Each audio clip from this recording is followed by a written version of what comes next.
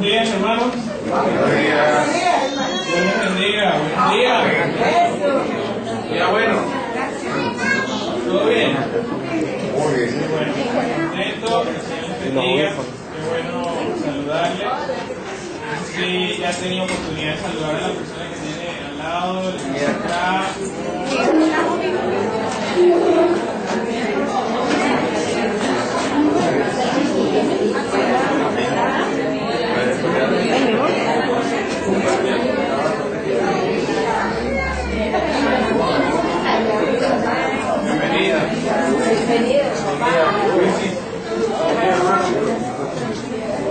Y dice que los niños pueden salir de su clase dominical, están los maestros, pueden enviar a los niños.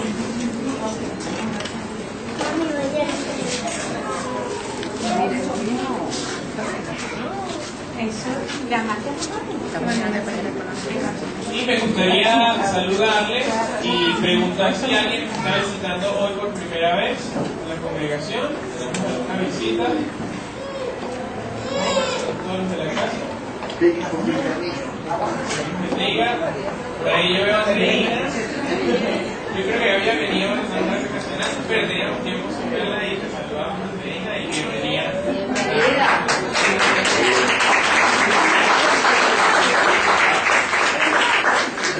Por ahí está mi tío Alberto, que también. Y no sé si hay alguien más que está viendo. Mira, pues una vez. Mi hermana también ya ha venido en otras ocasiones, pero bienvenida nuevamente. Y por allá mis hermanos también ya han venido en varias ocasiones, pero bueno, quiero que podamos orar antes de iniciar este mensaje, que creo que hace de bendición para nosotros. La palabra del Señor nos habla a todos en esta mañana. Amén. Padre nuestro que estás en los cielos, Señor amado, bendito es tu nombre, Señor, bendito eres tú. Gracias por la oportunidad que nos das, Señor, de estar en este lugar. Gracias porque podemos estar en esta casa, Señor, en este templo tuyo, como familia que somos en Cristo Jesús. Gracias porque podemos reunirnos, Señor, para estudiar tu palabra, para conocerte cada día más a ti, porque podemos venir y poner nuestras peticiones delante de tu presencia, podemos darte nuestra adoración, y en la medida que estamos en tu presencia, Señor, y te adoramos, tú transformas nuestras vidas, tú nos llenas, Señor, del verdadero amor, tú nos llenas, Señor, de propósito, de dirección, tú cambias, Señor, lo que necesita ser cambiado en nuestras vidas, y cuando nos exponemos en tu presencia, Señor, tú haces todo esto para nuestro bien. Gracias, Señor, por el privilegio que tenemos de estar en este lugar. Yo te pido, Señor, que seas tú hablándonos a través de tu palabra a cada uno de los que estamos aquí, Señor. Tú me has estado hablando con este tema, Señor, a lo largo de estos días. Te pido que me sigas hablando, Señor, y que también a cada uno de mis hermanos seas tú trayendo bendición en tu palabra. Seas tú, Señor, tocando cada corazón y cada vida, Padre, porque todos necesitamos de ti, Señor. Tenemos una profunda necesidad de ti, Señor. Aunque a veces no lo veamos, aunque a veces nuestro orgullo y nuestra autosuficiencia no nos dejen ver, Señor, la necesidad que tenemos de ti, no por eso te necesitamos menos, Señor. Y te pedimos, Espíritu Santo de Dios, que traigas revelación en nuestra vida. Con humildad, Señor, nos acercamos ante ti, porque el único que es Dios eres tú, y el único que merece toda la gloria y todo el reconocimiento eres tú, Señor. Nosotros nos humillamos delante de ti, Señor. Somos creación tuya, Señor. Nada somos sin ti, nada tenemos sin ti.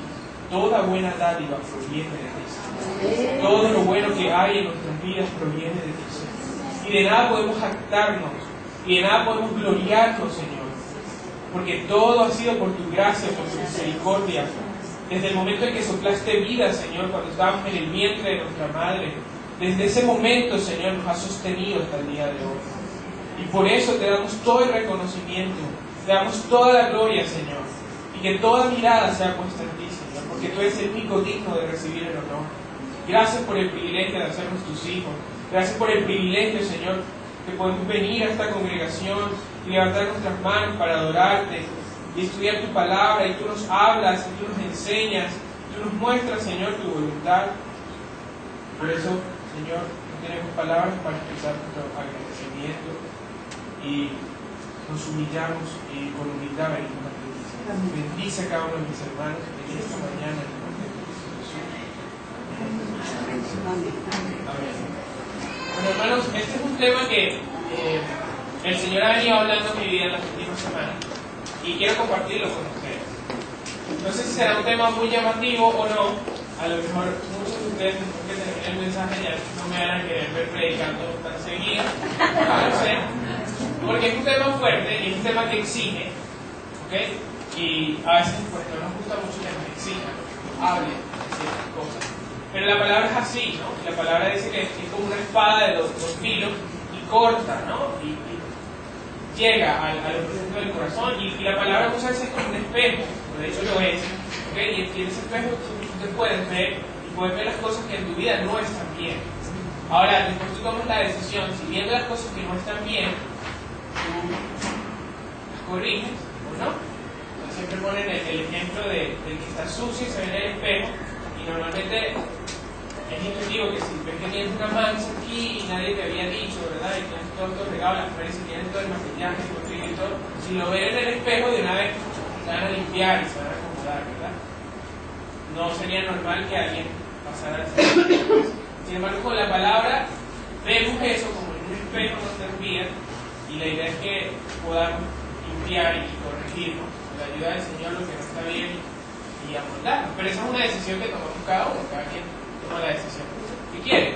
El tema y el título que le he puesto al mensaje es la disciplina como parte fundamental del crecimiento. Y hoy vamos a estar hablando de la disciplina, la palabra central de este mensaje, disciplina. Cuando hablamos de disciplina, no sé qué imagen viene en su mente. A lo mejor viene los deportistas, a lo mejor viene algo de estudio, de hacer tareas, o le recuerda a sus padres cuando le hablan de disciplina. No sé qué imagen pueda venir a cada uno de ustedes. Mucha gente, cuando se habla de disciplina, piensa en deportistas, porque el que es atleta tiene que tener mucha disciplina para alcanzar los objetivos que se proponen, ¿no? Todos los deportistas de alta competencia que van a olimpiadas, que participan en cualquier competencia nacional o internacional, pues si usted ve la vida de esas personas, tienen una vida muy disciplinada. Ellos tienen que hacer sus rutinas todos los días para tener la resistencia, para desarrollar esa habilidad. Pueden tener talento y tienen algo de talento, pero si no tienen disciplina y no están en constante entrenamiento, pues no van a rendir en el momento de la competencia. Y a mí lo que me impresiona es que Pablo, en muchas partes de las cartas que escribió, compara la vida del cristiano con la vida de un atleta. Y habla de que así como el atleta tiene que tener disciplina y ejercitarse para alcanzar su objetivo, así mismo el cristiano tiene que aprender a ser disciplinado en lo que el Señor le ha puesto. Entonces, ¿por qué digo que es un tema fuerte?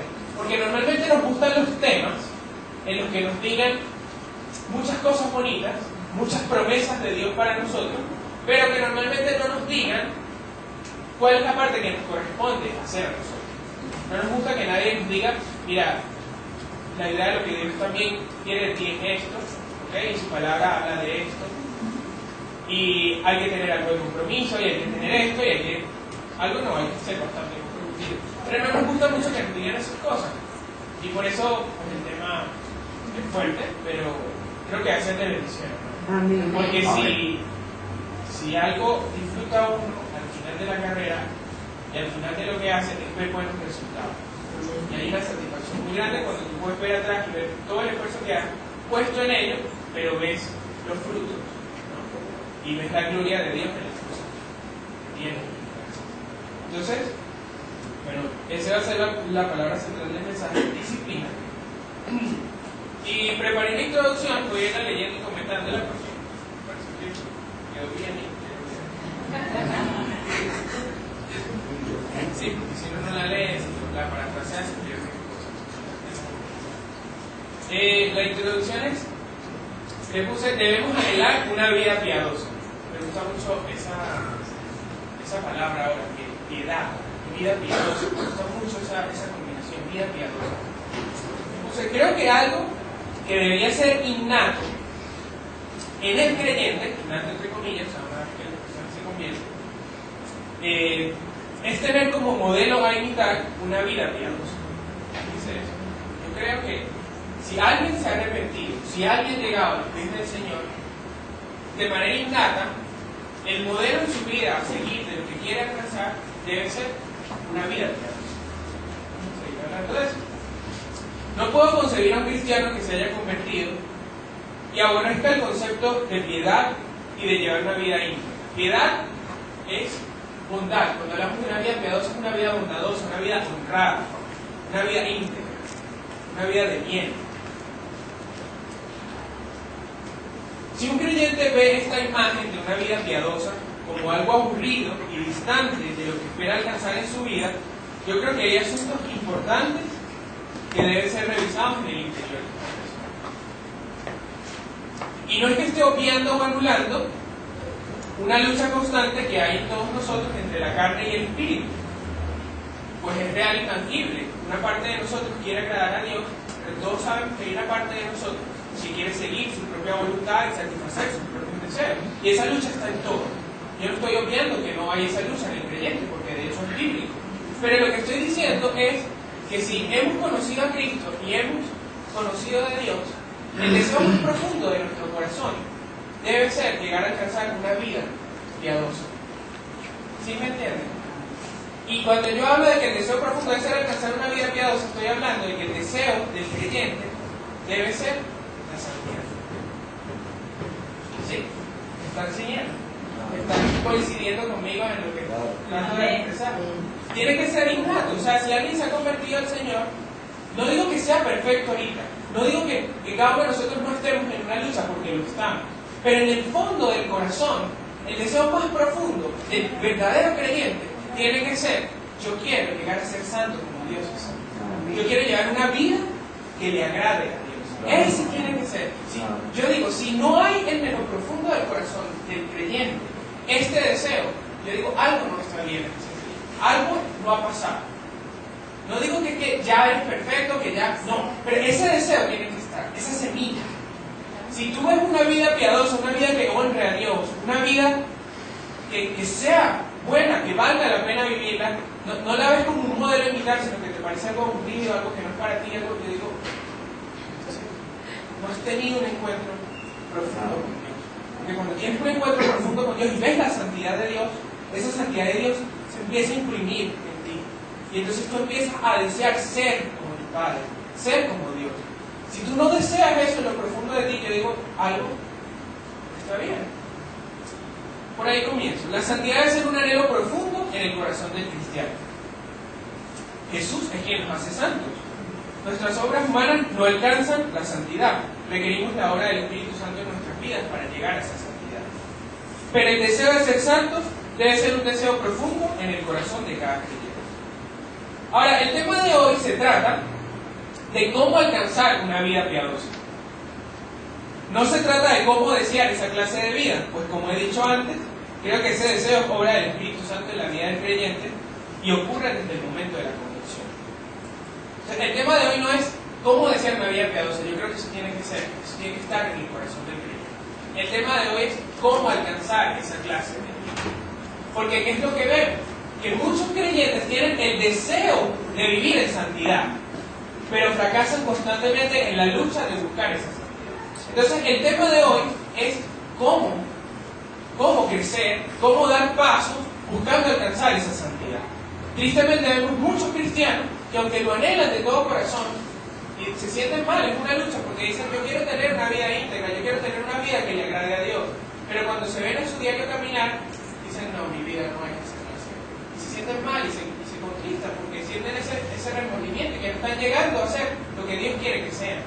Y vemos así muchos cristianos, y muchos de nosotros hemos pasado por esos ciclos, donde queremos levantarnos y servir a Dios y agradarle a Dios, pero luego en la semana hacemos tantas cosas y nos sentimos tan mal al final de la semana que decimos: mi vida dista mucho de lo que yo quisiera.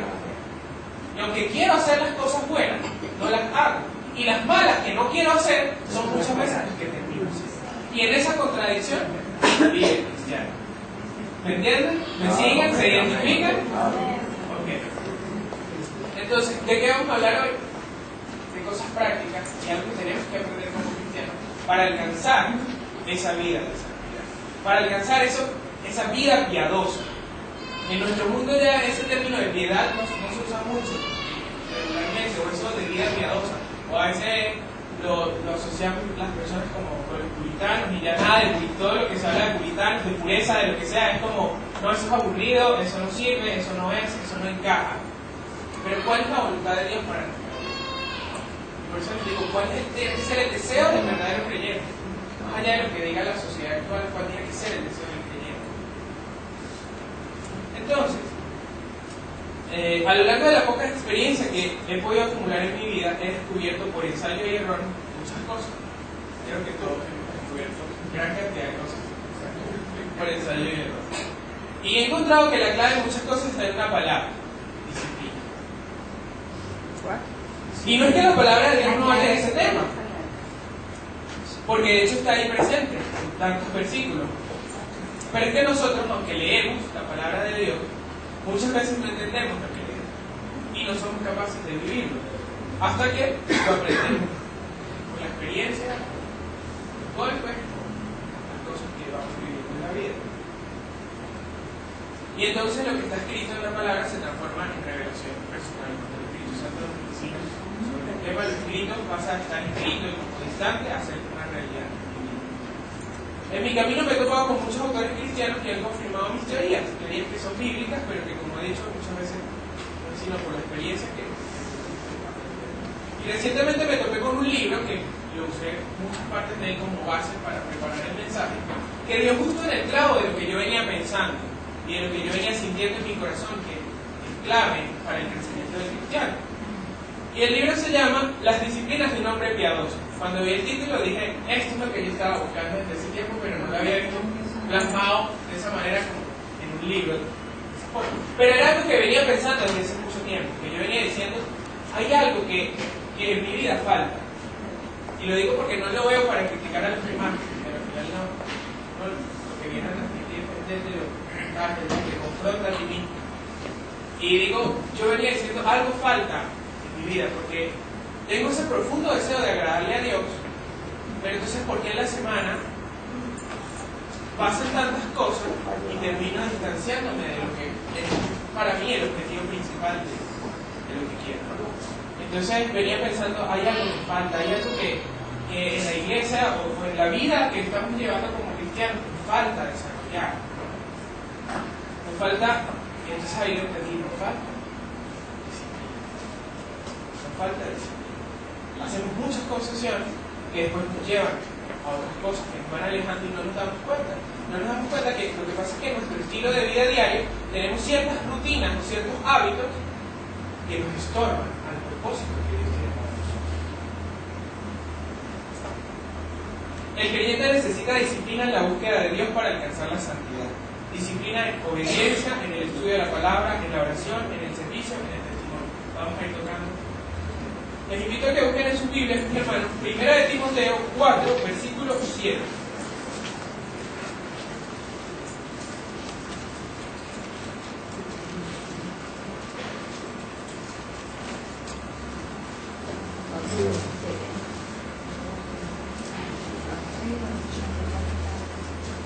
Esta es una carta que escribe Pablo a Timoteo. Timoteo era un joven discípulo. Yo creo que Timoteo tendría como no más de 20 años, quizás, cuando Pablo le escribió esta carta. 4, versículo 7. La segunda parte del versículo 7. Dice... ¿Bien?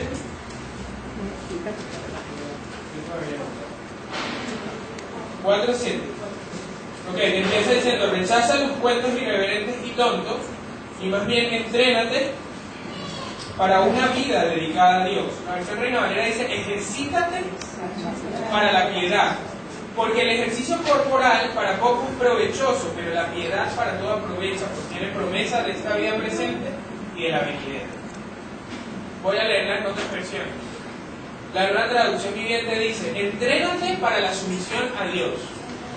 El entrenamiento físico es bueno, Pero entrenarse en la sumisión a Dios es mucho mejor, porque promete beneficios en esta vida y en la vida que viene. La traducción latinoamericana: esfuérzate por ser un buen discípulo de Jesucristo. Y la que acaba de leer al comienzo, que es la palabra de Dios para todos, dice más bien: entrénate para una vida dedicada a Dios. Entonces, que Pablo le dice a Timoteo: ejercítate para la piedad, entrénate para la piedad. ¿Qué está queriendo decir con eso? Que es algo que tienes que alcanzar. Cuando te entrenas para algo, que tienes que practicar, que tienes que dedicar tiempo, que no te la sabes toda desde el comienzo o desde que llegas, sino que tienes que ejercitar, poniendo, practicando, ¿no? En lo que leía sobre el término que en griego que usaban para ese entrénate, era ese término como del que viene gimnasio, y de lo que hablaba era de que los atletas en Grecia, ellos practicaban los deportes y se despojaban de todo, incluso de su ropa, para entrenar. O sea, era como practicaban y se entrenaban quitando todo peso, todo lo que les pudiera estorbar, y era algo que hacían continuo. Y por eso ponía el ejemplo del deportista, el corredor. Si usted quiere ver un corredor, la vida de un corredor, de un maratonista, usted lo va a ver todas las mañanas haciendo sus rutinas de ejercicio, todos los días practicando una y otra vez para poder rendir. Ese concepto, que lo vemos físicamente, vamos a transmitirlo ahora al plano del cristiano, al plano. Pablo le dice: Timoteo, ejercita, entrena para la vida. ¿Qué requiere todo entrenamiento? Disciplina. Si usted no tiene disciplina, usted no va a cumplir. Entonces, esfuerzo espiritual. Pablo está pidiendo que haya esfuerzo espiritual. Diga conmigo eso: esfuerzo espiritual. Y de la misma manera que los atletas se liberaban de todo y competían libres de todo lo que pudiera significar un peso, también nosotros debemos deshacernos de todo estorbo, de toda relación. Escuchen conmigo esto: debemos deshacernos de todo estorbo, de toda relación, de todo hábito y de toda inclinación que nos estorbe la santidad. Esto es súper claro. Debemos deshacernos de todo lo que estorbe a la santidad. Es decir, hermano, que en su vida hay muchas cosas que estorban a la santidad. Yo no le puedo decir qué son, yo no le puedo decir qué es lo que usted tiene que deshacerse en su vida, porque yo no soy quien para decírselo, ni yo soy quien para conocer todo lo que hay en su vida. Pero hay cosas que estorban a la santidad y Dios sabe cuáles son. Y aunque nosotros en el momento quizás no podemos ver con claridad cuáles son, si realmente el deseo profundo de nuestro corazón es vivir una vida que le agrade a Dios, tendremos que entrar en oración y decirle al Señor: Señor, muéstrame cuáles son las cosas que en mi vida estorban para yo alcanzar. Y si usted quiere crecer, hermano, como cristiano, esto es algo fundamental. Hay algo que a veces nos dicen, ¿no? Y es una promesa de Dios, y yo la creo, que dice que comenzó la buena obra en ti la perfeccionará. Yo lo creo. Pero hay algo que muchas veces no nos dice. Y que si usted quiere ver esa obra perfeccionada, usted tiene que poner su parte. Y usted tiene que entrenarse, ejercitarse, porque la disciplina es fundamental para el crecimiento. A veces creemos que como cristianos Dios va a hacer todo y nosotros no tenemos que hacer nada. Y es verdad que la obra más grande y el regalo más grande, que es la obra de salvación, la obra de Dios por gracia, y usted no tiene que hacer nada para recibir ese regalo de la salvación, porque es por gracia y Dios se lo da. Pero si usted quiere crecer como cristiano, y si usted quiere alcanzar las coronas que Dios promete en la vida eterna y en la vida venidera, usted va a tener que sudarse. Y eso es algo que tiene que quedar claro. Porque muchas veces nos lo dicen como: no, todo es tranquilo, todo es suave, usted no tiene que hacer nada, usted pídale a Dios nada más cuando esté en problemas y ya haga una oracioncita rapidita, dígale: Señor, ayúdame, y listo. Con eso, mire, mágico. ¿Y sabe qué queremos? Que Dios sea como que tenga una varita mágica y nos resuelva las cosas. ¡Plah! Listo. Pediste, recibiste, el otro pidió tal. Y así, sin esfuerzo, sin sudarse nada, creemos que el milagro viene así, que yo vengo, cuando estoy en problemas, vengo nada más el domingo que tengo problemas, y porque hoy un momentico y derramo 2 lágrimas delante de Dios, ya listo. Recibe el milagro y ya, y usted se va de aquí y listo, no tiene que venir más hasta el otro año si tiene otro problema, ¿no? Y buscamos ¿Por qué? Porque buscamos soluciones fáciles, buscamos milagros rápidos. Como es la era de que todo es express, que todos los alimentos los compramos ya hecho, y solamente meten en el microondas, caliente un minuto y ya está. Entonces, así queremos vivir la vida en todos los ámbitos. Queremos que todo sea así, que todo sea ya, que los milagros de Dios sean de un momentico a otro, y si no lo tengo, pues ya, no funciona, yo me voy. Y resulta que cuando empezamos a ver la palabra de Dios, cuando empezamos a ver la vida de los primeros cristianos, nos damos cuenta que lo que se ha infiltrado en la iglesia y en la mentalidad del cristiano moderno son conceptos mundanos. Son conceptos mundanos. Entonces, ahora es un cristianismo en el que no, tú haz lo que quieras y simplemente lo importante es que tú tienes una relación con Dios y ya no importa más nada. Pero se dice así como por tan encima, como tan superficial, como que eso no tiene ningún costo, como que es solamente no, es una oracióncita de vez en cuando y ya está. Que dista tanto, pero tanto, del concepto y de la imagen y el propósito que Dios tiene para la vida del creyente, que nos quita el relato de la palabra, que nos distorsiona el panorama, o sea, nos hace perder la perspectiva. Cuando nosotros vemos el mensaje de los primeros cristianos, el mensaje de Jesús, la vida de Pablo, eran vidas dedicadas a Dios. Eran vidas donde dice, Timoteo, tú tienes que entrenar. Y eso significa que tú tienes que sudar, que tú tienes que poner tu esfuerzo si tú quieres crecer. Si tú quieres llegar a ser la persona que Dios quiere que tú seas, tú tienes que esforzarte por alcanzar eso. La salvación Dios te la regala. Y el amor de Dios tú no lo compras con tu esfuerzo. Que eso quede bien claro. Pero para llegar a ser lo que Dios quiere que tú seas, para ver el crecimiento, para ver los frutos en tu vida, tú tienes que esforzarte para alcanzar. Y eso, hermanos, es lo que muchas veces no nos dicen. Entonces uno sigue viviendo todo normal, sin hacer los cambios, sin deshacerse de lo que estorba, siguiendo las mismas rutinas, siguiendo los mismos hábitos, y entonces vos te preguntas, ¿por qué fracaso? Ah, pero es que lo que no te estás dando cuenta es que tienes una serie de hábitos en tu vida que te están llevando directamente al fracaso. Porque si tú vienes hoy domingo y te llenas de la palabra de Dios, pero tú sales de aquí, ¿ok? Y todo tu círculo de amigos son personas que lo que hacen es debilitar tu fe, ser irreverentes, cuestionar la palabra de Dios, burlarse de la palabra de Dios, hacer todo menos lo que dice la palabra de Dios. Y si tú sales de aquí y lo que te vas a llenar es viendo las 24 horas la televisión con todos los mensajes que el mundo te bombardea, ay no, es que la novelita está muy buena, ay no, es que tal, entonces sí, que el programa que la serie tal, que la película tal, entonces tú toda la semana te llenas de eso, después te alejas del propósito de Dios y te preguntas, ay, ¿qué fue lo que yo hice? ¿Por qué me pasa esto a mí? ¿Por qué no puedo seguir adelante? ¿Por qué es que no puedo alcanzar lo que me propongo? Pero es que, mi hermano, si usted en su vida de lo único que se está llenando todo el tiempo es de un mensaje contrario a la palabra de Dios, ¿cómo espera usted el día de mañana ver los frutos, ¿no? Y ver que en su vida se produzcan otros frutos? Si usted no se llena de Dios, si usted no se llena de lo que está bien, si usted no cambia los hábitos que están mal en su vida, pues ¿cómo usted pretende alcanzar esa meta de Dios? Entonces ahí es cuando Pablo dice, esfuerza, entrénate. Y mire este otro versículo, quiero que lo busquemos. También Pablo lo dice. Hebreos, bueno, no sabemos si es Pablo, el escritor de Hebreos 12:1, por favor, búsquelo.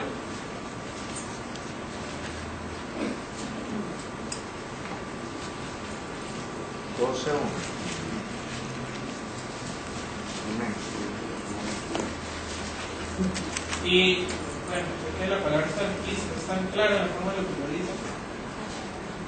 Mire lo que dice Hebreos 12:1. Fijémonos. Bueno, vale, no reina, vale. Por tanto, nosotros también, teniendo en derredor nuestro tan grande nube de testigos, despojémonos de todo peso y del pecado que nos asedia y corramos con paciencia la carrera que tenemos por delante. En esta versión dice así: fijémonos entonces que nos rodean muchísimas personas que demostraron su fe. Fijémonos que nos rodean muchísimas personas que demostraron su fe. Corramos sin fallar la carrera que tenemos. Quitemos de nuestra vida cualquier cosa que nos impida avanzar. Creo que lo voy a volver a leer. quitemos de nuestra vida cualquier cosa que nos impida avanzar, especialmente el pecado que nos hace caer tan fácil.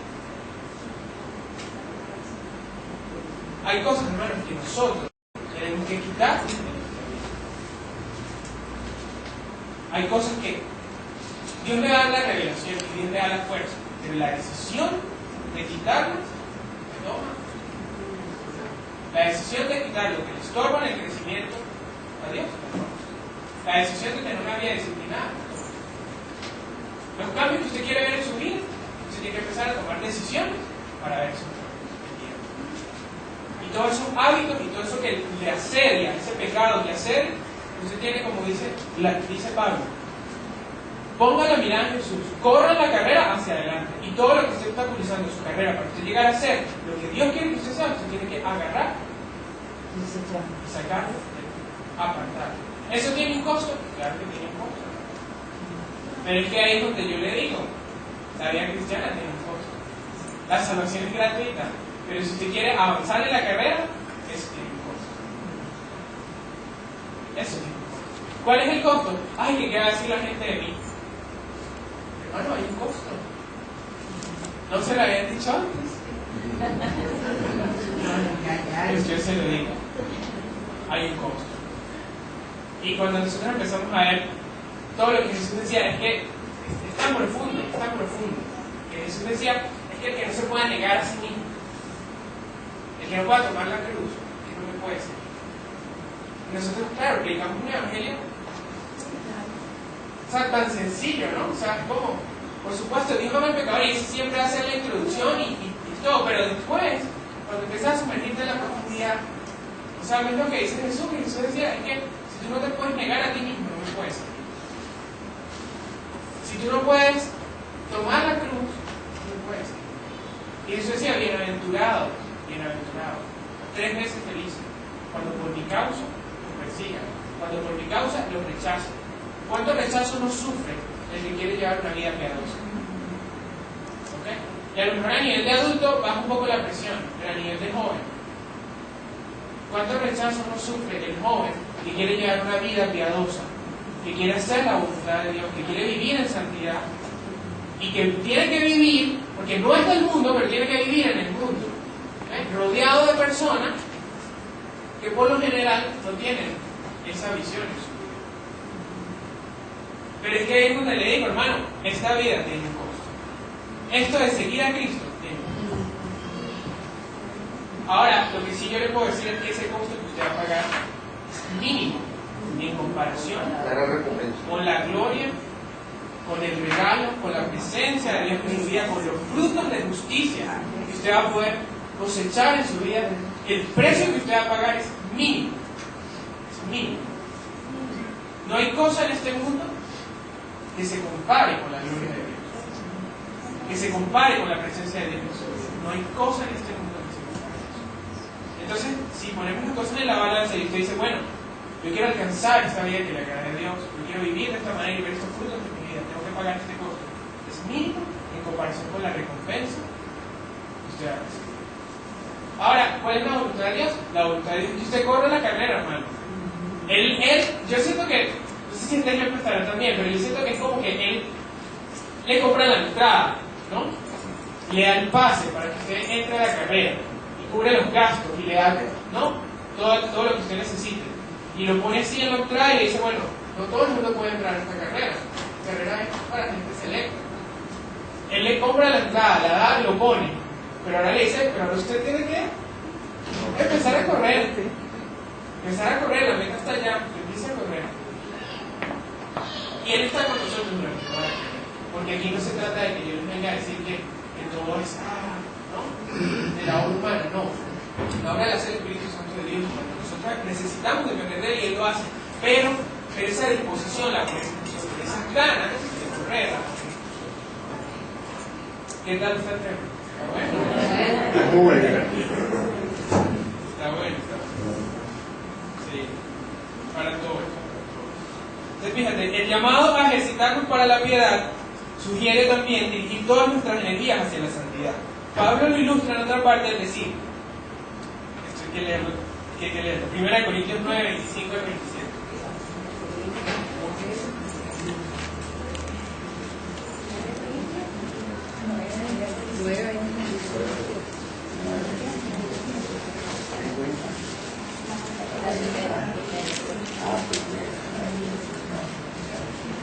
Primer Corintios. 1 Corintios 9, 25 al 27. ¿Ya? Esto está bueno. Hay que leer. Okay. A ver, en Reina Valera, ¿quién? Creo que lo tengo aquí. Dice, todo aquel que lucha, de todo se abstiene. Así que yo de esta manera corro, no como a la aventura, de esta manera peleo, no como quien golpea al aire, sino que golpeo mi cuerpo y lo pongo en servidumbre. Voy a leer esta otra versión. Dice, todos los deportistas que compiten en la carrera tienen que entrenar con disciplina. Esta versión está más alta. Lo hacen para poder recibir un premio que no dura. Pero nuestro premio dura para siempre. Por eso yo no corro sin una meta, ni peleo como los boxeadores que solo dan golpes al aire. Golpeo mi propio cuerpo, lo castigo para controlarlo, para así no resultar yo mismo descalificado ante Dios, después de haber anunciado la buena noticia de salvación.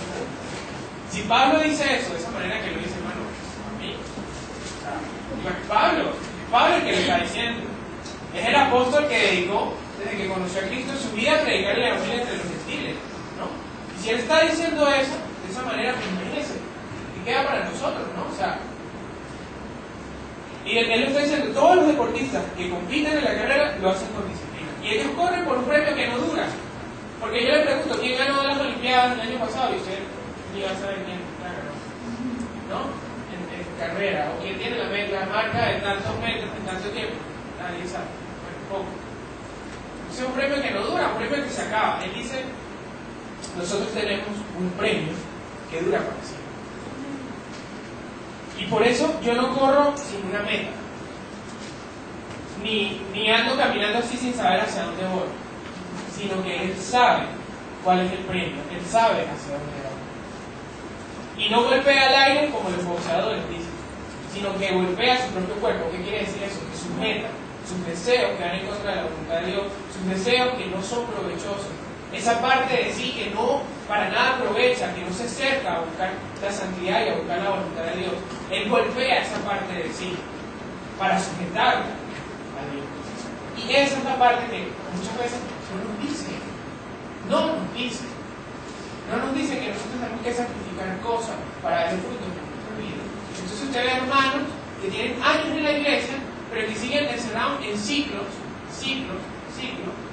donde el fracaso, donde no ven las cosas en su vida, donde es que no han querido ordenar tampoco las cosas según la voluntad. No han querido ordenar la vida según la voluntad. Y hay cosas que el Señor les ha dicho que tienen que dejar y no las dejan. Y hay cosas que el Señor ha dicho, este hábito tienes que romperlo y no lo rompen. Entonces, claro, ¿cómo esperamos ver nosotros tantas cosas? Muchas veces de basura. Entonces, ¿qué es lo que cuesta? ¿Qué es lo que cuesta, hermano? Que yo llego a mi casa y yo quiero ponerme a ver televisión. Entonces, ¿qué es lo que cuesta? Que yo no me voy a poner a ver televisión, sino que yo me voy a poner a estudiar la palabra y a orar, aunque no tengo ganas. Porque la carne no tiene ganas de llegar a orar. Porque la carne no tiene ganas de llegar a estudiar la palabra. Pero entonces yo la golpeo y la sujeto. Eso es lo que está diciendo. Yo la golpeo y me obligo.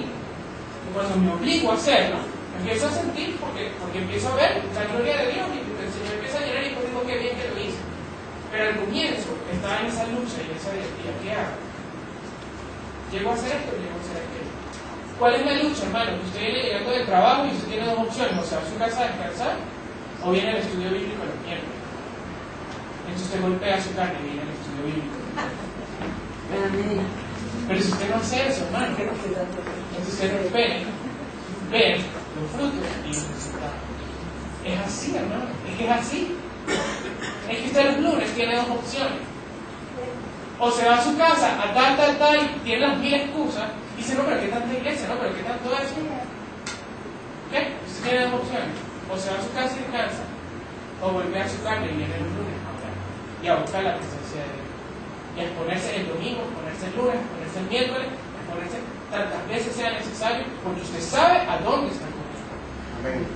Yo no sé si me van a querer escuchar predicando la próxima vez, me dirán, pero hermano, es. O sea, yo no le estoy diciendo que usted todo el día se le tiene que pasar encerrado en la iglesia. Yo no le estoy diciendo eso. ¿Okay? Porque esa es la única forma, no. Yo lo que estoy diciendo es que usted en la semana tiene que enfrentar luchas. Y usted tiene que llenarse de Dios durante toda la semana si usted quiere llevar una vida.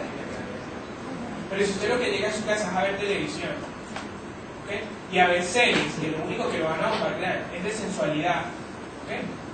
De sexo, entonces usted no espere llevar una vida ordenada y una vida que usted tiene luchas en su pensamiento, pero es que con qué está llenando usted su mente. ¿Okay? Ah, no, pero es que es divertido, ¿qué es lo que necesito? ¿Qué necesito distraerme? Usted tiene que buscar, despojarse de lo que le estorba y buscar cosas que realmente lo edifiquen. Hay diversiones que son sanas. Yo no estoy diciendo que usted no vaya a una vida donde no se puede divertir, no es eso. Pero usted tiene que saber discernir qué clase de diversión lo edifica y qué clase de diversión lo está estorbando a usted para acercarse a la santidad y aproximarse a ser quien Dios quiere que usted sea. Esa parte la decide usted. Esa parte la decide usted. ¿Por qué transmito esto, hermanos? Porque durante muchos años, en muchas ocasiones, yo decía, pero ¿por qué veo fracaso en áreas de mi vida? ¿No? Pero yo digo, claro, pero yo no estoy teniendo disciplina en mi vida. O sea, yo quiero comprometerme con las cosas de Dios, lo mínimo. Vengo el domingo y ya, siento un día no, para ganarme la bendición de Dios. Ay, por eso vengo el domingo. Pero claro, ¿cómo podía esperar ver lo demás si en el resto de la semana yo no me estaba disciplinando? Si yo no me disciplino a llevar una vida de oración, donde cada día yo parte tiempo para estar en la presencia de Dios, si yo no me disciplino para estudiar la palabra, y que la palabra saque de mí todas las mentiras que el mundo ha puesto. Porque usted va a su trabajo y son 8 horas que usted está ahí, y usted escucha de todo, y usted ve de todo, y usted está en el mundo. Y el mundo tiene un sistema, no es conforme a la voluntad de Dios. Entonces, claro, usted se impregna de eso. Pero si usted ese mismo día no llega delante de Dios y pone las cosas y pone su día para que Dios ordene, y entonces todo esto que usted recibió, no, esto no es así, esto es así, y usted se sigue alineando conforme a la voluntad de Dios, ¿cómo puede ver los resultados? No lo puedo. Y va a venir cada domingo con ese fracaso de coche esta semana. Muchas personas digo, no es que se trata de que usted se va a volver un religioso, un legalista, un fanático, como dice. Fanático por Cristo, sí. Fanático por el deseo de la santidad, sí. Lo que digo no es que usted se va a volver un religioso de que usted viene a la iglesia porque da favores o porque lo hace con otras intenciones. No, o sea, la motivación tiene que estar muy clara. La motivación tiene que estar muy clara, porque puede haber mucha gente que esté aquí toda la semana metida en la iglesia, pero sin embargo, no se vean los frutos, que eso no es garantía. Lo que usted tiene que encontrar en Dios, que Dios le dé la dirección, de cuál es la disciplina que usted tiene que desarrollar, cuál es el compromiso, al grado de compromiso que Dios quiere que usted llegue, qué es lo que le estorba, que no le ayuda, qué es lo que usted tiene que empezar a llenarse para que edifique, para que consiga algo fruto. Y yo pongo el ejemplo, sí, del estudio bíblico y de la oración, porque, hermano, en mi caso, por eso le digo, yo no le puedo decir qué es lo que usted tiene que hacer o juzgar, pero en mi caso, ¿qué me estaba dando cuenta yo? Ese año estoy muy cansado, me voy a la casa, no voy a la oración. Estoy muy cansado, no voy al estudio bíblico. No, otra vez a la iglesia, 3 veces a la semana, wow, tanto. Entonces yo después decía, pero ajá, entonces ¿cómo espero ver frutos y resultados? Si no es que llegaba a la casa a buscar de Dios, sino llegaba a ver televisión, a hacer mis tareas, a hacer lo que tuviera que hacer, punto, ¿no? A pasar en Facebook, quién sabe cuánto tiempo, en internet. Entonces, yo dije, claro, es que no hay disciplina en mi vida. Y si no hay disciplina, pues no me estoy entrenando. Entonces, ¿sabe qué empecé a hacer, hermano? Y dije, todo el tiempo que voy a ir al estudio bíblico. Y con eso yo me doblego. Me doblego y vengo. Y aunque esté cansado, me doblego y ¿sabe qué? Han sido de tanta bendición, hermano, los estudios bíblicos. Porque yo puedo venir del trabajo como le digo, con todo lo que el mundo bombardea, con todo lo que tal, pero llego al estudio bíblico y empezamos a estudiar la palabra de Dios. Y entonces lo que el Señor pone en el corazón de cada uno empezamos a hablar. Y lo que dice mi hermano me edifica y resulta que me habla de algo que incluso yo puedo estar viviendo. Entonces cuando salgo de aquí, salgo lleno otra vez de la palabra de Dios y con el deseo de buscar. Y entonces la fe de los otros me anima a mí. ¿Y sabe qué empecé a hacer? Dije, el lunes de oración también, me voy a obligar a hacer. Y eso ha sido, y les pongo ese ejemplo, o sea, ¿a qué quiero llegar? A que ese es el costo y que eso es la disciplina. ¿Qué otra cosa les pongo el ejemplo también? Durante unas semanas me di cuenta que estaba llegando a mucha televisión y que eso también, en vez de ayudarme, me enfriaba. Eran series cómicas, eran series chéveres, pero no me edificaban. ¿Y qué empecé a decir yo? Y empecé a sentir porque el Señor me lo dijo. Eso es lo que me queja. Eso es lo que me queja. Son costos. Cada quien el Señor le hablará. Pero el que usted quiere crecer y quiere ver los resultados, tiene que invertir, tiene que pagar. Es claro que no vine por la mitad. Pero está bueno. Ok, sí, apenas voy por el punto número 1, tengo 5 puntos. No, creo que no lo voy a terminar. Ok, miren esto, ¿por qué la disciplina? En el mundo y en la iglesia de hoy la vida cristiana disciplinada es la excepción y no es la regla. En el mundo cristiano de hoy es así. En otra época no era así, hermano. Cristianos de otras épocas eran muy disciplinados en el estudio de la palabra, en la oración, en las reuniones, en perseverar y luchar por una vida piadosa. Por eso es bueno a veces leer de cómo eran los cristianos en otras épocas. Porque se confronta uno y uno dice, bueno, ¿qué se hace? Unos súper laicos. Ok, gran parte del rechazo consciente de la disciplina surge muchas veces por terror al legalismo. Para muchos, la disciplina espiritual significa ponerse uno de nuevo bajo la ley, con una serie de reglas draconianas que nadie puede cumplir y que engendran frustración y muerte espiritual. Mucha gente tú le hablas de disciplina y dice, no, pero es que hermano, eso cae en el legalismo, o sea, tienen temor. A lo mejor en algún momento uno pensó así también, como que venías de una religión donde había muchos rituales, muchas cosas, y tú dijiste, no, ahora no quiero nada de eso porque esas reglas, eso es legalismo, eso genera solo frustración y muerte espiritual. Pero es que hay una diferencia, hermano, entre el legalismo y la disciplina. Nada puede estar más alejado de la verdad si uno comprende lo que son la disciplina y el legalismo. La diferencia es la motivación. El legalismo se centra en la persona, la disciplina se centra en Dios. El legalismo dice, yo voy a hacer esto para ganar méritos delante de Dios. Eso dice el legalista. Y ese no es el enfoque correcto. El disciplinado que dice, yo voy a hacer esto porque amo a Dios y porque quiero agradar. Esa es la motivación que tiene que ser el creyente. Usted no se va a disciplinar porque, haciendo esto es que me gano la salvación, y haciendo esto es que me gano el favor de Dios. No. Usted hace esto porque usted ha visto el favor de Dios sobre su vida, porque usted ama a Dios y porque el profundo deseo de su corazón es agradar a Dios. Por eso decía, y empecé con esa introducción. Esa es la motivación del disciplinado. Existe una diferencia infinita entre la motivación del legalismo y la motivación de la disciplina. ¿Me explico?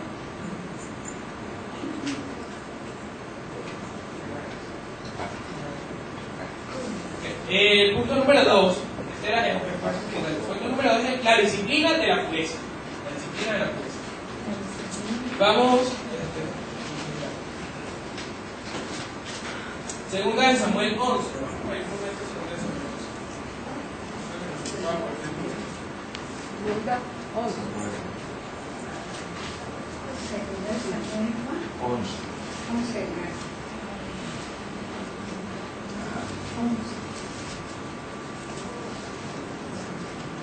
Lecciones sacadas de un rey caído.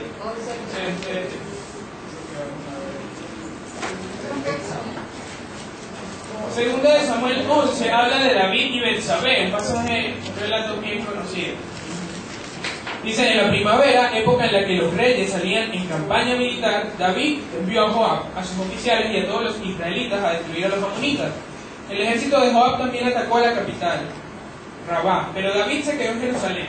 Una tarde, David se levantó de la cama y mientras se paseaba por la azotea del palacio, vio a una mujer que se estaba bañando. La mujer era muy hermosa. David mandó llamar a sus oficiales y les preguntó: ¿quién es esa mujer? Uno de ellos respondió: es Betsabé, hija de Elián, esposa de Elías, elitita. David envió a sus mensajeros para que trajeran a Betsabé ante él, y cuando ella llegó, él se acostó con ella. Después de eso, ella volvió a su casa.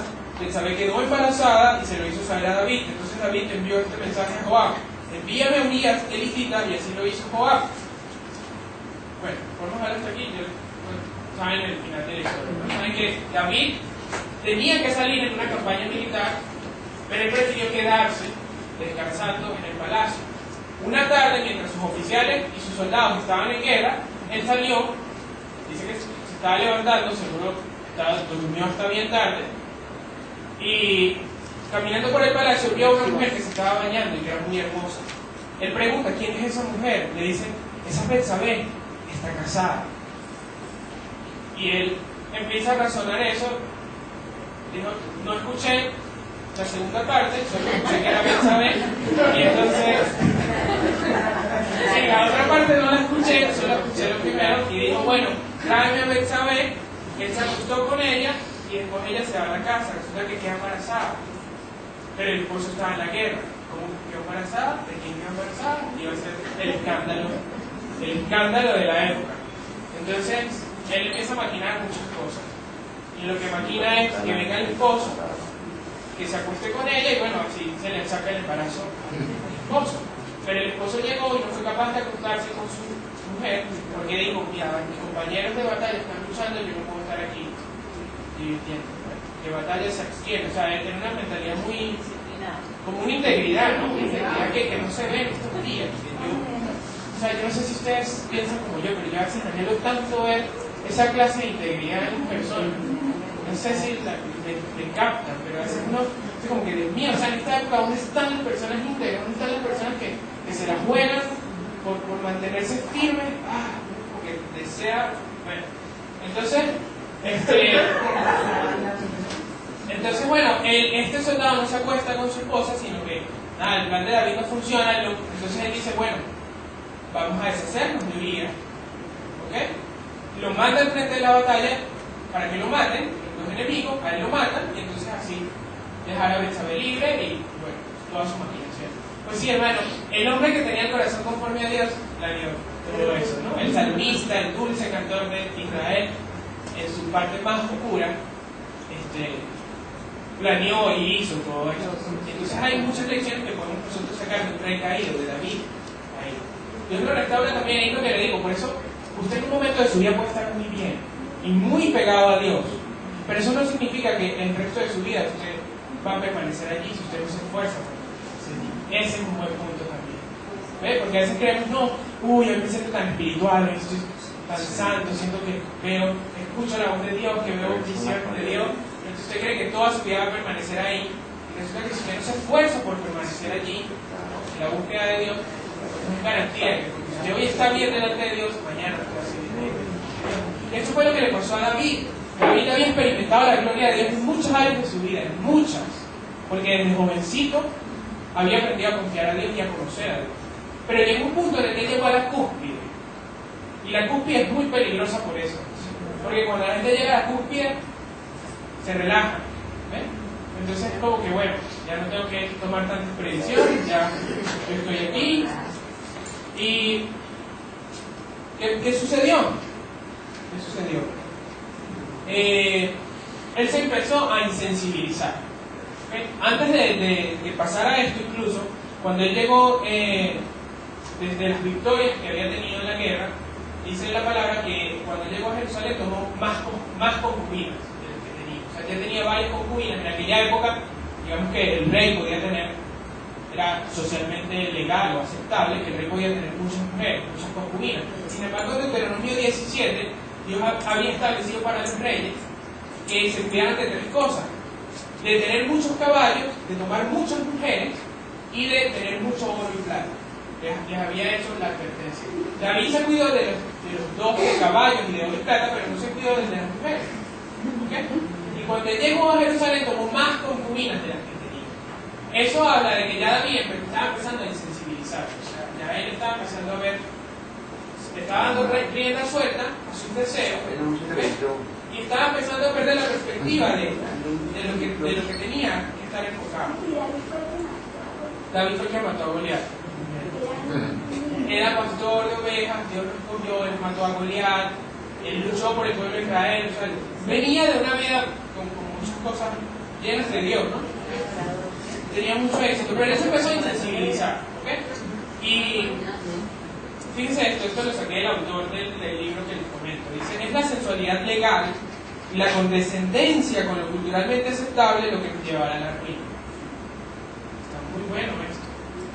¿Okay? Esa sensualidad legal, y llevémosla al plano de nuestros días. O sea, en nuestros días, en la cultura en la que vivimos, hay mucha sensualidad que es aparentemente legal. O sea, aparentemente, no, está bien, es que eso es así, es que todos los avisos publicitarios mostrando mujeres desnudas, es que eso está bien, es que eso vende. Entonces se ve como que hay una sensualidad legal, y ahora para las mujeres también, que los hombres se desnudan en las propagandas de perfumes y lo que sea, y eso está bien, eso no hay problema con eso.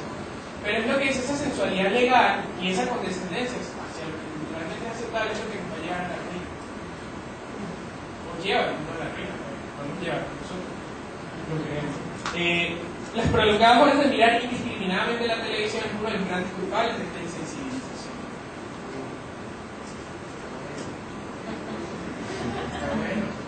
O sea, el prolongadamente exponerte al sistema del mundo y al ideales del mundo hace que tu visión se desajuste de la visión de Dios. Entonces tú empiezas a ver las cosas como las ve el mundo. Cuando tú ves las cosas como las ve el mundo, empiezas a hacer las cosas como las ve el mundo. Y ya no ves diferencia como ella.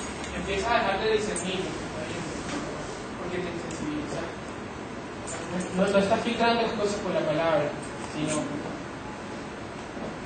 fue un desgaste continuo. Perdiste la sensibilización. Fue lo que le pasó a David. Hubo una relajación en él en cuanto a la disciplina. Él tenía que estar luchando con los soldados. Dice que era la época en que los reyes salían en campaña, porque David no estaba en campaña. ¿Qué hubiese pasado si David se hubiera ido a hacer lo que tenía que hacer? Otra historia hubiese sido. Pero él se relajó. Dijo, no, bueno, ya yo he luchado muchas campañas. Yo estoy en la cúspide, ya yo puedo sentarme a grave error, y a veces te pasa nosotros. Creemos, no, bueno, ya alcancé la madurez espiritual, ya estoy cantando en la alabanza, ya con eso, ya estoy dirigiendo un servicio de oración, ya estoy en la cúspide, ¿no? Ya la hermana Lucía me pidió que si podía dirigir un servicio de oración. Eso habla muy bien. Entonces nos relajamos, ¿ves? Y decimos, bueno, ya no tengo que tener tanto cuidado con estas cosas, ya superé muchas cosas en mi vida, ya soy hombre cristiano, maduro, fuerte, ya yo puedo con todo, ¿no? Y fíjate lo que le pasó a David. Se fue una insensibilización, una relajación, ¿y qué vino? La caída. Una caída abrupta, pues una caída fuerte. Después entonces él se obsesionó con Betsabé y empezó a racionalizar las cosas. Entonces cuando el siervo le dice, es Betsabé, es la esposa de fulano, pero fulano no está. Empezó es la esposa de tal, pero el esposo no está. Bueno, pero ¿qué tiene de malo? Es una vez mientras el esposo no está. O sea, empezó lo que Dios, delante de Dios estaba mal que lo hiciera, él lo empezó a racionalizar. Se obsesionó y claro, estaba tan débil espiritualmente que ese es el problema, hermano. Ese es otro tema también, que es, o sea, nosotros a veces esperamos, a ver cómo lo expreso. Hay como un punto umbral entre cuando se llega a consumar el pecado y antes. O sea, hay un punto en el que el ser humano cuando pasa el umbral ya está destinado a terminar de consumar el pecado. Y la parte sexual va muy enfocado también en eso. O sea, hay un punto en el que la tentación es tan fuerte y cuando usted ya dio tantas concesiones, ya es como que ya está destinado lo siguiente a llegar a consumarlo, ¿no? Y fue lo que le pasó a David. Por eso el tema es, ¿cuál es ese punto umbral? Y usted lo que tiene que tener cuidado son, o sea, las medidas preventivas es lo clave. Porque después que usted pasa el límite, ya va a ser tan difícil que usted se detenga. No sé si me ¿Sí? Ok, entonces, ¿qué pasó con David? Eso, él descuidó tantas áreas de su vida que cuando llegó a ese momento, ya él se obsesionó y ya lo que iba a terminar. O sea, ya no reflexionó, ya nada. Lo delicado de haberse descuidado en el camino. Y bueno, vino su degradación total. Fíjense que él empezó a maquinar cosas. Primero hizo pecado y después empezó a maquinar cosas más oscuras. Eso que cayó no solamente en adulterio, sino en asesinato. Fue el autor intelectual del asesinato.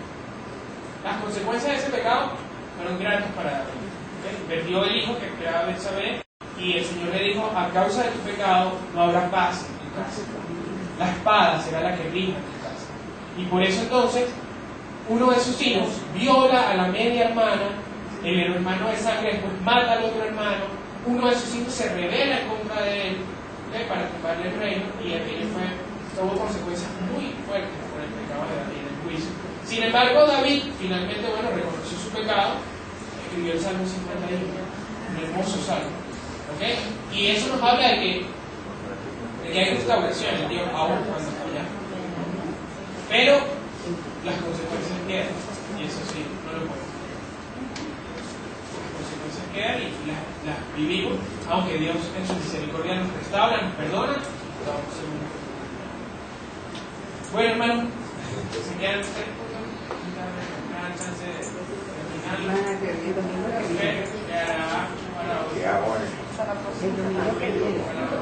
que viene, varón. No lo va a estar compartiendo un tema con nosotros, pero vamos a ver si se puede coordinar para eso. Amén, esa hora. Sí, no, los colores no sé. Pero sí, bueno, ya es un tema súper extenso, pero sí, vamos a ver. Solo quisiera concluir con el punto 6, saltarme el punto 6, no dejarlo a mitad, y es decirle, lo había titulado Disciplina sin condenación. O sea, ¿cómo quiero cerrar el tema? Sé que nos hemos exigido, ¿no? Y ha sido duro el mensaje en las exigencias, pero el tema que quiero llegar es a la conclusión. Hermano, tenemos que ser disciplinados, pero tampoco le estoy diciendo que tiene que caer en la autocondenación. O sea, ¿qué pasa? Que a veces como cristianos está bien exigirnos, y es lo correcto, pero muchas veces caemos también en una forma de pensar en la que nos sentimos constantemente culpables por no alcanzar lo que Dios quiere que alcancemos. Entonces, en vez de disfrutar la vida también, o sea, de sentir gozo y paz, vivimos en una constante frustración, y Dios no quiere eso tampoco para nosotros. O sea, ¿a qué voy? A lo que voy es, esta es la meta, hermano. Vamos a caer muchas veces en el camino, pero levántese cada vez que caiga. Y no deje que las derrotas que ha sufrido en el pasado lo dejen ahí estancado, porque Dios da nuevas oportunidades y Dios renueva las fuerzas al que está cansado. Por eso quiero recalcarse, o sea, Dios es santo, quiere la santidad de nosotros. Pero hermano, si usted hoy no la está viviendo, no significa que no la va a poder llegar a vivir sana. Simplemente levántese y dígale: Señor, yo quiero esto. Y empieza a hacer pequeños cambios. Que las cosas de la vida no son de un día para el otro, sino es con el tiempo, con la perseverancia. Entonces, lo que quiero decirle es: hay oportunidad para todo. Le animo a que se levante y a que luche por eso. Y que haciendo cambios poco a poco, usted va a llegar a ver las cosas diferentes. O sea, cuando mire atrás va a haber cambios más grandes. Entonces, no se desanime. El mensaje no es para desanimarlo, no es para juzgar y decirle: no, usted fuera de aquí, que nunca va a poder cumplir con esta disciplina. No, ese no es el punto. El punto es: persevere, que las misericordias de Dios se renuevan cada día. Pero porque su misericordia se renueva, no es que se quede usted sentado sin hacer nada. Vuelve y levántese. Vuelve y diga: hacia esto yo quiero luchar, hacia esto yo quiero llegar, dame la fuerza, Señor. Sigue. 20 veces se tropieza, 20 veces levanta. Pero porque una vez se tropieza y pecó y le falló a Dios o le falló a la gente, no se aleje de la iglesia. No piense que no hay nuevas oportunidades para usted, no. Venga con un corazón sincero y arrepentido nuevamente y deje que Dios lo levante. Siga caminando, que por algo el Señor lo puso en este camino. Amén. Bueno, vamos a orar y cerramos esta predicación.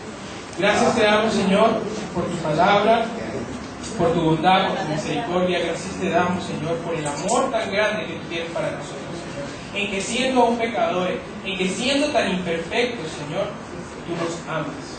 Y ese es el mensaje más grande, ese es el regalo más grande que tenemos de ti, tu amor, tu salvación, tu protección, el que seas nuestro Padre, el que estés con nosotros cada día de nuestra vida. Gracias, Señor. Yo te ruego, mi Dios, que tu palabra y lo que nos has hablado, Señor, en este día, que sellado en nuestros corazones. Que la motivación de nuestros corazones sea esa motivación disciplinada, que dice precisamente por ese amor tan grande, por ese sacrificio tan grande, yo quiero honrar ese sacrificio tan grande que Jesús hizo por mí en la cruz. Que la motivación de nuestro corazón sea por ese amor tan grande que tú tienes para conmigo, yo quiero dar lo mejor de mí, yo quiero alcanzar esa santidad para ti, yo quiero tener una vida que te agrade, una vida que te honre, una vida, Señor, que valga la pena vivir, porque tú diste tanto por mí, Señor, que yo quiero corresponderte, que yo quiero amarte de esa manera, Señor, en mi vida. Y por eso yo te ruego, Señor, que todo lo que esté estorbando en nuestras vidas, Señor, para alcanzar tu propósito, podamos hacerlo a un lado. Que todo aquello que esté, Señor, encerrándonos, que esté llevándonos a ese ciclo de pecado, de fracaso, Señor, podamos hacerlo a un lado con tu poder. Necesitamos de ti, Espíritu Santo, que tú nos muestres los cambios que tenemos que hacer, las decisiones que debemos tomar, Señor, y que nos des la fuerza para permanecer. Si alguno de mis hermanos hoy aquí está caído, Señor, está en algún ciclo de pecado, en algún ciclo de fracaso, yo te pido, Señor, que vengas tú y traigas libertad sobre la vida de mi hermano, en el nombre poderoso de Cristo Jesús. Que toda cadena de pecado, que toda opresión de las tinieblas sea rota por el poder de tu palabra, Señor. Que tú traigas convicción al corazón de mi hermano, que tú levantes al que está caído, que tú sanes, Señor, al que está enfermo, porque tu amor es grande y es suficiente, Señor, para sanar, para restaurar, para levantar. Gracias, Señor, porque tus planes son de bien. Y porque no importa cuán imperfectos seamos, Señor, tú nos ves a través de tus ojos, nos ves a través, Señor, de la sangre de Cristo, que nos limpia de todo pecado, y nos llamas santos, y nos llamas tus hijos, y ves cosas buenas para nosotros, Señor. Y yo te doy gracias por eso, Padre.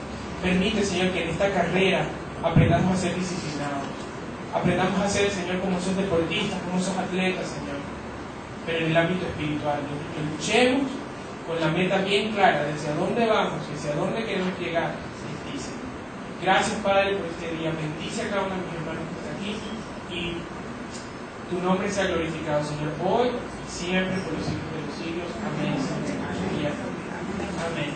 Bueno, gracias, mis hermanos, por su atención. Gracias al Señor por su palabra.